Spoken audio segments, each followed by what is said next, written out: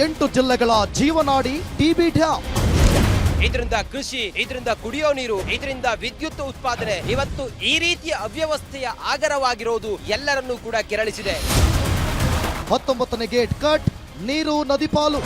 19ನೇ gate ಕಿತ್ತೋಗೋದಕ್ಕೆ ಕಾರಣವೇ ಈ chain ಆಗಿತ್ತು. ಸಾಕ್ಷಿಯನ್ನ ನಾವು ಕೊಡ್ತೀವಿ ನೋಡಿ, ಚೈನ್ ಹೇಗಿದೆ ಅಂತ ಹೇಳಿ ನೋಡಿ. ಚೈನ್ಗಳು ಯಾವುದೇ ಕಾರಣಕ್ಕೂ ಕೂಡ ಇನ್ನೂ ಹಳೆವಿದಾವೆ. ಹಳೆ ಚೈನ್, ಹೊಸ ಗೇಟ್, ಇದ್ಯಾವ ಲೆಕ್ಕ? ಡ್ಯಾಮ್ನಲ್ಲಿ ಹೂಳು, ನಿಲ್ತಿಲ್ಲ ನಿಗದಿತ ನೀರು. ಇದೇ ಹೂಳು ತುಂಬಿಕೊಂಡಿರೋದ್ರಿಂದಾಗಿ ಸುಮಾರು 30ರಿಂದ 35 ಟಿಎಂಸಿಯಷ್ಟು ನೀರು ಇವತ್ತು ವೇಸ್ಟ್ ಆಗ್ತಾ ಇದೆ. ಸುಮಾರು 25,000 ಕೋಟಿಯಷ್ಟು ಬೇಕಾಗುತ್ತೆ ಅಂತ ಏನೋ ಆತರ ಹೇಳ್ತಾ ಇದ್ರು. ಕಷ್ಟ ಸಾಧ್ಯ ಅಂತ ಹೇಳಿದ್ರು. ಬಿಡುಗಡೆಯಾಗುವಂತ ದುಡ್ಡು ಕೋಟಿ ಕೋಟಿ ರೂಪಾಯಿ ಎಲ್ಲ ಹೋಯ್ತು. ಹಾಗಾದ್ರೆ ಯಾರ ಜೇಬಿಗೆ ಸೇರ್ತು? ರೈತರ ಆತಂಕ ದೂರ ಮಾಡೋರು ಯಾರು?